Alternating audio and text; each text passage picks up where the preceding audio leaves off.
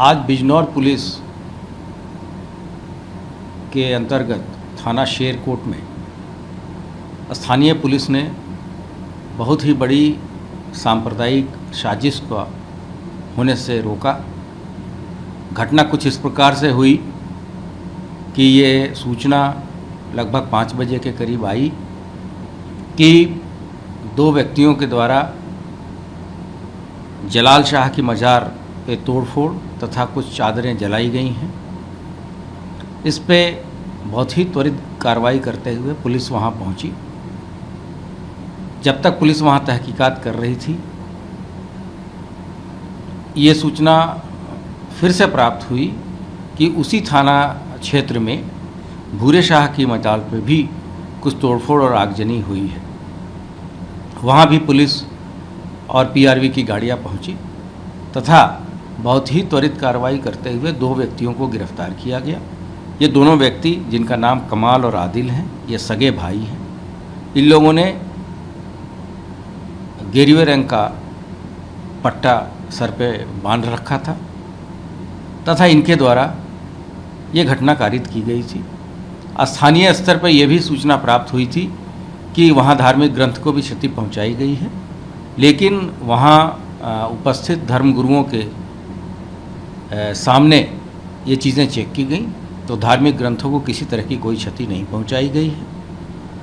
प्रारंभिक पूछताछ पर इन लोगों ने बताया कि उन लोगों ने शेरकोट कस्बे में सुबह 11:30 बजे एक कुतुब शाह की मज़ार है, वहाँ भी कुछ तोड़फोड़ की थी जो कि लोगों के संज्ञान में नहीं आई।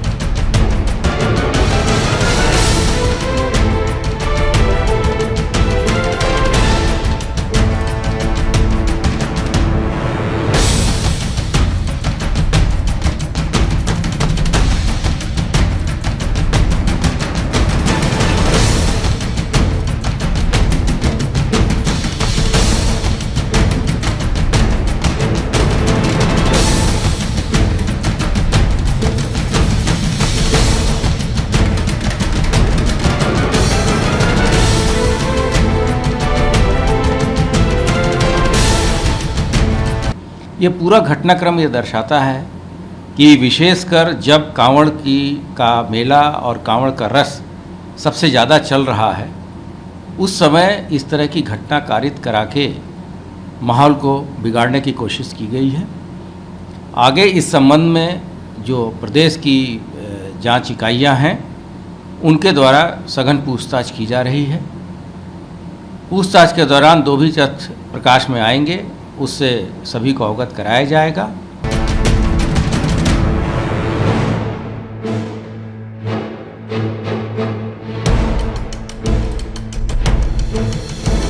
उत्तर प्रदेश के उप मुख्यमंत्री केशव प्रसाद मौर्य जी हमारे साथ हैं। केशव जी, जिस तरीके से बिजनौर की जो घटना निकल के सामने आई है और 2 सगे भाइयों ने जो कृत्य किया है, उसको आप कैसे देखते हैं और क्या कहेंगे? ये देश और प्रदेश के खिलाफ एक गहरी साजिश है, जहाँ पूरे प्रदेश का माहौल सांप्रदायिक सौहार्द की दृष्टि से और सांप्रदायिक समरसता की दृष्टि से एक मिसाल बन करके दुनिया के सामने, देश के सामने खड़ा हो रहा है। ऐसे समय में इस प्रकार की घटनाओं को अंजाम देने की कोशिश करना यह एक गहरी साजिश का हिस्सा लगता है।